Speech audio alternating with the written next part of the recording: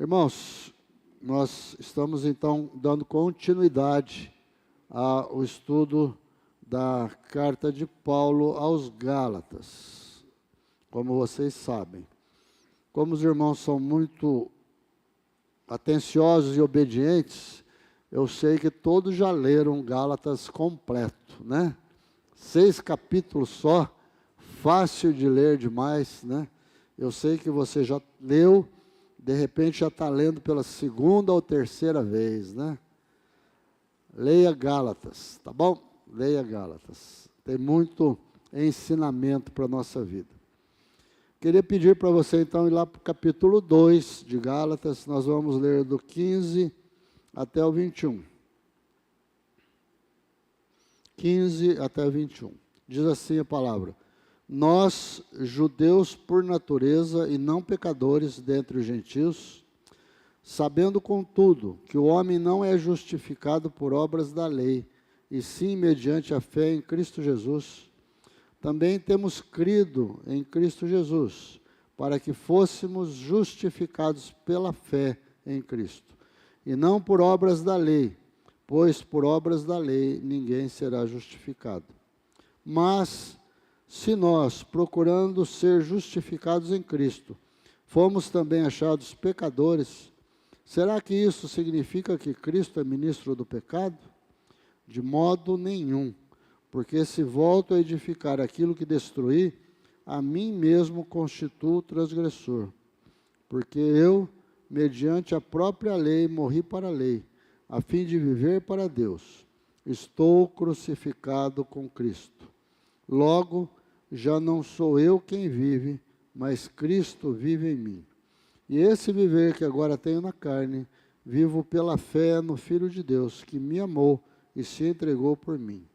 Não anulo a graça de Deus, pois se a justiça é mediante a lei, segue-se que Cristo morreu em vão. Muito bem, irmãos, esse pequeno trecho da palavra de Deus, ele fala aqui na carta de Paulo a respeito da doutrina da justificação, né? Antes de entrar propriamente nesse assunto, eu gostaria de comentar alguma coisa que nesses dias me deixou profundamente estarrecido. É uma notícia desta semana. Sérgio Cabral, o último condenado da Lava Jato, que estava preso, vai ser solto amanhã, né? Amanhã. Depois de 6 anos preso, ele vai ser solto amanhã. O último condenado, né, que restou. E ele tem nas costas 35 processos, com uma possibilidade de ficar 425 anos na cadeia, né? Esse é o montante da pena. E ele vai ser solto amanhã, né? Não vou entrar no mérito, não sou advogado, que nem Itamar, que nem o Adilson, né? Que tem suas considerações, mas uma coisa que, por exemplo, para mim assustou é o nosso irmão evangélico que está lá no Supremo Tribunal ter votado pela liberação dele, né? Liberação dele. Muito bem.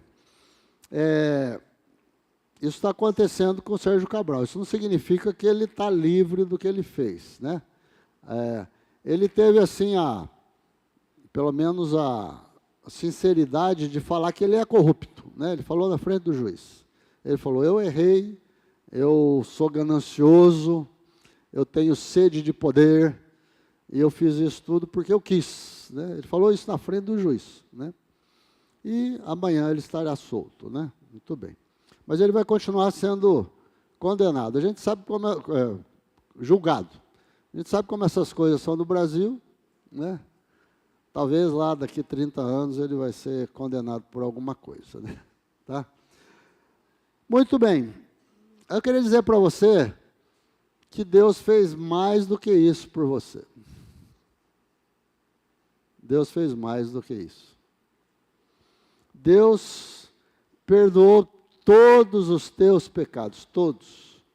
aqueles que você considera pequeno, aqueles que você considera grande. Deus não considera assim, Deus considera pecado. Mas Ele libertou você de tudo isso, Ele perdoou você de tudo isso. E Ele não cobra mais de você isso. Você não deve mais isso. O Sérgio Cabral ainda deve. Se ele vai pagar ou não, não sei, né? Mas ele deve. Está nas costas dele. Mas o nosso pecado não. Deus nos perdoou, Deus nos livrou disso. E a nossa culpa, Ele lançou toda em Jesus. Em Jesus.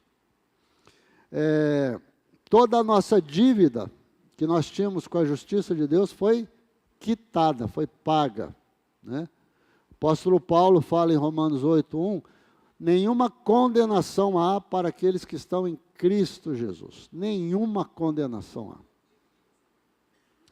E não é só isso. Não é só isso. Além disso tudo, Deus nos recebe como filhos. Nos considera justos. Justos. Ou seja, o que é um justo? Aquele diante de Deus que é aceito por Deus, né? Esse é o justo. É sobre isso que nós vamos falar hoje, sobre a doutrina da justificação, né?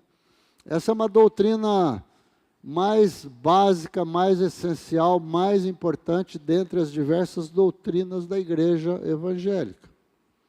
O reformador Lutero, ele costumava dizer que a doutrina da justificação, ela transforma as pessoas em cristãos. Ou seja, seguidores de Cristo, aqueles que são aceitos por Deus, aqueles que são de Cristo. É a doutrina da justificação que faz isso conosco. A gente tem que entender, por exemplo, que essa doutrina, ela é aceita pelas igrejas evangélicas de um modo geral, pelos teólogos de um modo geral. Não existe praticamente nenhuma dissidência sobre essa doutrina, né? O que ela significa? O que a doutrina da justificação significa? Esse é um termo jurídico. Justificação é um termo jurídico. Essa é a área do Itamar, não é minha, mas a gente sabe que é um termo jurídico, né? É o contrário de condenação. Justificação é exatamente o contrário de condenação.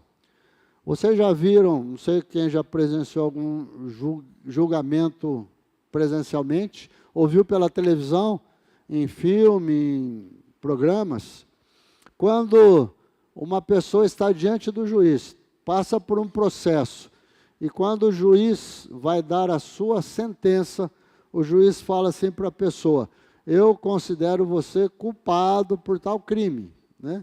Você está condenado a X anos de prisão, né? Essa normalmente é a sentença que o juiz dá. Então, condenação é isso, é quando a pessoa é declarada culpada. Culpada. Justificação é quando a pessoa é declarada inocente. Inocente. Você vai para diante de um tribunal, você está lá diante de um juiz e você é considerado inocente. Inocente, né? Eu já passei por isso, irmãos, um tempo atrás. Eu tive sendo acusado num processo da empresa, junto com outros diretores lá da empresa da época, e foi uma longa batalha judicial. O Adilson, que esteve me assessorando aí,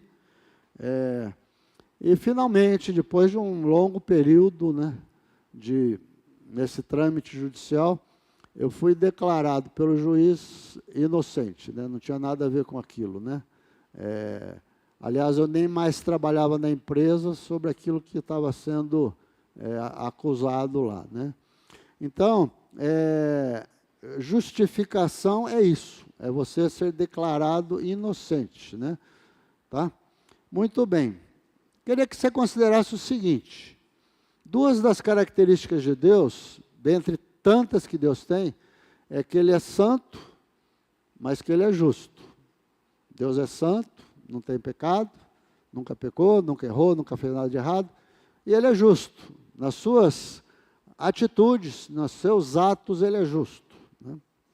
E nós, ao contrário disso, nós nem somos santos, nem somos justos, né? Nós erramos, nós pecamos, nós sempre temos alguma coisa devendo, e dentro de nós não há nenhuma justiça. Então, por causa disso, por causa dessa diferenciação entre o ser humano e Deus, né, nós estamos banidos da presença de Deus. Romanos 6, 23 fala assim, que todos pecaram, estão destituídos da graça de Deus, estão fora da graça de Deus, porque nós somos pecadores. Deus santo, justo, não permite que o pecado conviva com ele. Então, como pode, né, um pecador condenado ser justificado? É sobre isso que Paulo está discorrendo aqui nesse texto, e é o que ele trata em toda a carta dele aos Gálatas, né? Eu queria fazer um contraste aí breve entre a doutrina dos judeus e a doutrina dos apóstolos. A justificação que os judeus estavam fazendo lá para a igreja dos Gálatas, os judaizantes, era a justificação pelas obras da lei. Ou seja, a pessoa tinha que ter Jesus Cristo, mas tinha que também obedecer à lei, às obras da lei, praticar as obras da lei. O que era a lei? A lei era a soma de todos os mandamentos de Deus. Tudo que Deus mandou, tudo que Deus determinou, tinha que ser cumprido. E as obras da lei, o que seriam as obras da lei? Seriam os atos praticados pelas pessoas em decorrência da obediência às leis, né? Então, como que o judeu considerava isso? Ele considerava da seguinte forma: é preciso fazer tudo que a lei manda, tudo que a lei ordena, e é preciso evitar tudo que a lei proíbe. Simples assim, né? Simples assim. Será que isso é possível? Mas não era só isso. Além dessa lei moral, tinha a lei cerimonial, que era o quê? Tinha que orar, tinha que jejuar, tinha que dar esmolas, tinha que ir ao templo, tinha que fazer os ritos, os sacrifícios, enfim. O judeu tinha que fazer todas essas coisas para cumprir toda a lei. Não era fácil, né? Esse tipo de justificação que os judeus aqui criam e estavam tentando dissuadir os crentes da Galácia a fazer isso, agrada muito o ser humano. O ser humano sempre acha que ele pode fazer alguma coisa pela sua salvação. Parece que nós não ficamos satisfeitos que a salvação é só de graça, é graça de Deus presente na nossa vida. Parece que a gente precisa fazer alguma coisa. Jesus disse que simplesmente olhar para uma mulher com intenção impura já é adultério. Já é adultério. A palavra também diz que, dependendo do que eu fale para a outra pessoa que convive comigo, dependendo do que eu fale para ele, dependendo do jeito que eu tenho ódio no meu coração por aquela pessoa, eu posso estar matando aquela pessoa. Então pergunta-se, como pode alguém ser salvo por obras? Será que nós damos conta? Será que é possível? E como que é então a justificação pela fé, que era a doutrina proclamada pelos apóstolos? A única pessoa que obedeceu cegamente à lei foi Jesus Cristo. Ele não pecou, ele não errou. Ele obedeceu completamente à lei. Mas é interessante que na morte dele, ele recebeu esse castigo pela nossa desobediência. Ele que não merecia isso, ele que não precisava passar por isso de jeito nenhum, ele passou por isso por causa de nós, por causa do nosso pecado. Jesus foi a única vida deste mundo capaz de atender esse requisito. Somente Jesus podia fazer isso. O sacrifício de um justo por todos nós que somos injustos, né? Então, o que o homem precisa? A gente, no linguajar evangélico, né, vamos dizer assim, a gente costuma dizer assim, a pessoa precisa aceitar Jesus, é só isso que basta, né? Você tem que entender que isso é meio difícil para as pessoas entenderem isso. Para quem não é crente, para quem não tem relação com Deus, com a palavra, com a igreja, você falar que a pessoa tem que aceitar Jesus é meio vago assim, a pessoa não vai entender. Talvez a gente precise explicar melhor. Na realidade, o que é preciso fazer, a pessoa precisa reconhecer a sua incapacidade de agradar a Deus. Ela precisa reconhecer isso. Eu não sou capaz de agradar a Deus com a minha vida. Eu tenho tentado, eu tenho buscado, eu tenho ido atrás de coisas, eu tenho tentado atrás de religiões, de boas obras, mas eu não tenho conseguido. A gente precisa reconhecer que nós somos incapazes. Aí a gente precisa se arrepender. Arrepender do quê? Da gente tentar buscar essa justiça própria, de tentar fazer as coisas do nosso jeito. Não é isso que Deus espera de nós, não é isso que Ele quer de nós. Ele quer que a gente reconheça que a gente precisa dEle. Deus fez tudo isso, mandou Jesus morrer por nossos pecados, para que a gente reconheça que precisa dEle. Que sem a presença de Jesus, sem o que Jesus veio fazer na cruz, nós estamos perdidos. E por fim, confiar em Jesus. Confiar. Saber que quando você coloca a tua confiança em Jesus, a tua salvação está garantida. A gente precisa explicar isso melhor para as pessoas, né? Você simplesmente falar para a pessoa, você precisa aceitar Jesus como seu Salvador. Talvez a pessoa não vai entender. Explique melhor para ela. Explique melhor essas coisas para que ela possa compreender. No versículo 16 aqui que nós lemos, o apóstolo Paulo faz uma interessante afirmação. Ele fala assim, sabendo contudo que o homem não é justificado por obras da lei, e sim mediante a fé em Jesus Cristo, também nós temos crido em Cristo Jesus, para que fôssemos justificados pela fé em Cristo, e não por obras da lei. Pois por obras da lei ninguém será justificado.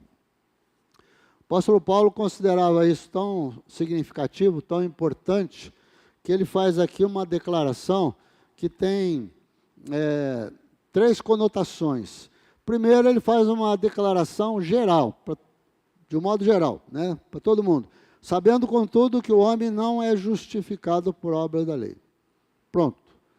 Ele faz essa uma definição de modo geral. Depois ele faz uma declaração pessoal no versículo. Também temos crido em Cristo Jesus, para que nós fôssemos justificados. Ou seja, através da fé, através da crença em Jesus, nós somos justificados. Tá? E uma declaração universal, que ele coloca aqui no final do versículo. Não por obras da lei, porque por obras da lei ninguém será justificado. Né?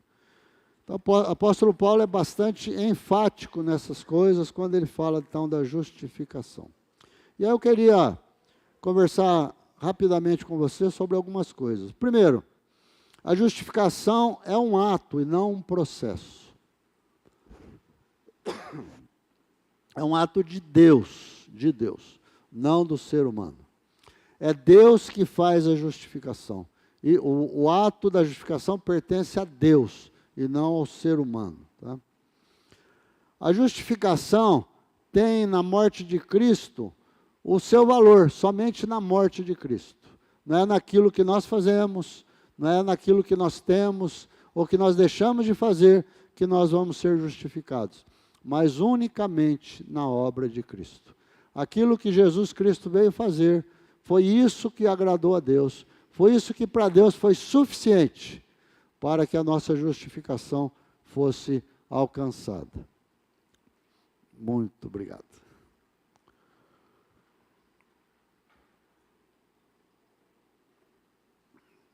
Terceiro lugar, Onde que entra a fé aqui? A fé é importante? É importante, né? A fé é um instrumento, né? É através da fé que nós alcançamos a justificação. Mas ela independe do agir de Deus na nossa vida. Nós somos justificados por Deus. A fé é uma resposta do ser humano, né? Nós não somos salvos pela fé, mas é pela graça mediante a fé. Tá certo? Presta atenção nessa frase. Nós não somos salvos pela fé, nós somos salvos pela graça mediante a fé, né? Entenderam? Ficou claro? E a consequência da justificação é a realização de boas obras. Aí sim. Onde que entram as boas obras? As boas obras são consequência da nossa justificação.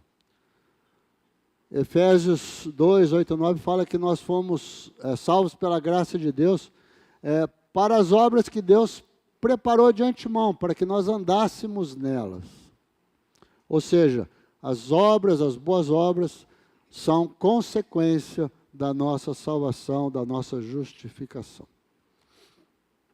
Ou seja, jamais alguém vai poder dizer que é salvo por obras, mas ele é salvo pela graça de Deus. A obra é uma consequência.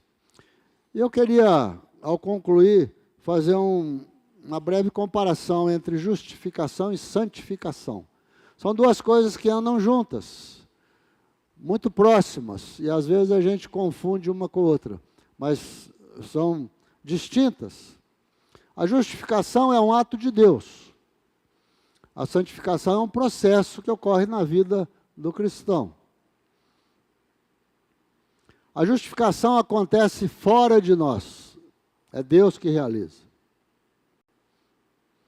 A santificação ocorre aqui dentro de nós, né? Nós vamos sendo transformados, modificados pela palavra, pela vida junto com Deus, né? A justificação acontece no tribunal de Deus.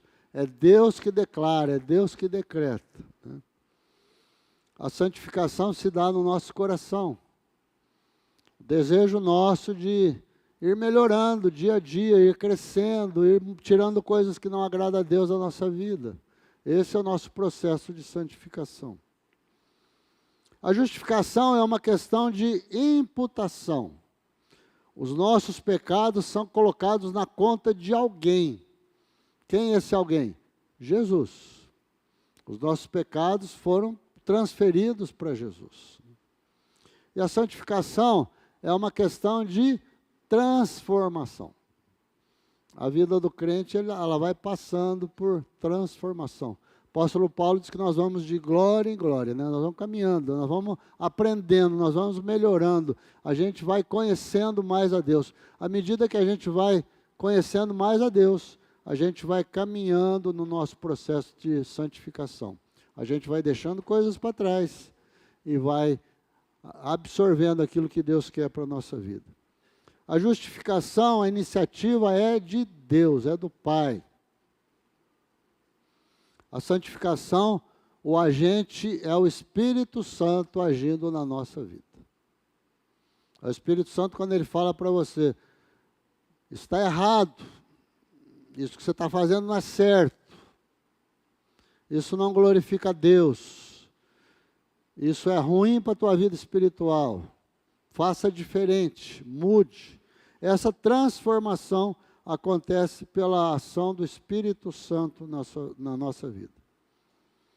E por último, a justificação, como eu falei, é um veredito judicial, é uma vez só. Deus declara que você é justo, você está justificado. Você não precisa ser justificado toda semana, todo mês, todo ano. É um ato só, é um ato de Deus para a tua vida. E a santificação é um processo que continua durante toda a tua vida. Eu queria concluir, meus irmãos, falando da importância da justificação. Eu queria dizer para você que a justificação é a maior necessidade do ser humano.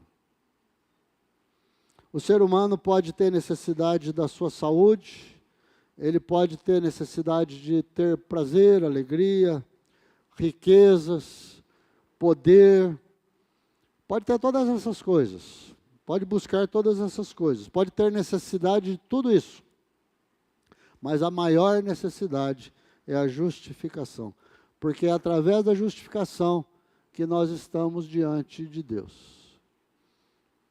A justificação que nos coloca diante de Deus. E Ele nos declara justos. Justos. Quando eu era garoto, eu me preocupava muito com um folheto desses folhetos que os evangélicos distribuem, né, com mensagens bíblicas, eu me assustava muito com um folheto, que tinha o grande tribunal de Deus, né? E lá dizia assim, todos os teus pecados vão ser expostos, todo mundo vai ficar sabendo da tua vida, né? Vai ser falado assim, alto-falante lá, todo mundo vai saber, tudo que você fez de errado na vida. E eu ficava preocupado, porque eu fazia muita coisa errada, né? Como todo mundo faz, né? Mas a justificação, nós não vamos ser cobrados por isso, né? Nós não vamos ser cobrados. Nenhuma condenação há para aqueles que estão em Cristo Jesus, né? Nenhuma condenação. Então, por que a justificação é tão importante?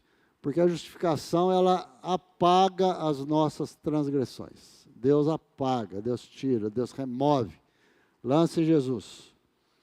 E o grande problema do ser humano é o pecado. Por quê? Porque é o pecado que nos separa de Deus. Somente isso. O pecado separa o homem de Deus. E quando nós somos justificados, os nossos pecados são perdoados, nós estamos desimpedidos de sermos recebidos por Deus novamente. Amém, meus irmãos? Que Deus abençoe. É uma grande alegria a gente saber que nós somos justificados por Deus. E que você valorize isso diante do Senhor. Seja agradecido a Deus por essa bênção tão maravilhosa para a tua vida. Tá bom? Vamos orar? Santo e amado Deus, muito obrigado pela tua palavra, por esse trecho tão significativo aqui da carta aos Gálatas, ó Pai, que nós estamos vendo a respeito do teu amor tão grande, tão maravilhoso, em que nos enviou Jesus Cristo para nos trazer salvação, para nos trazer perdão, para que a gente pudesse lançar os nossos pecados em Jesus Cristo. E a morte de Jesus Cristo nos trouxe a redenção, a possibilidade de nós estarmos novamente em comunhão contigo. Te agradecemos por essa bênção tão grande. Te agradecemos pela presença do Senhor nas nossas vidas. Te agradecemos por esse ato do Senhor para conosco, Senhor. E, ó Pai, que a nossa vida de santificação seja a cada dia mais intensa, que haja mais desejo no nosso coração de nós fazermos a Tua vontade, de nós andarmos segundo o Teu querer, para que a gente cresça diante de Ti, em santidade, em graça diante do Senhor. Nós queremos Te agradecer, queremos Te louvar, em nome de Jesus Cristo. Amém.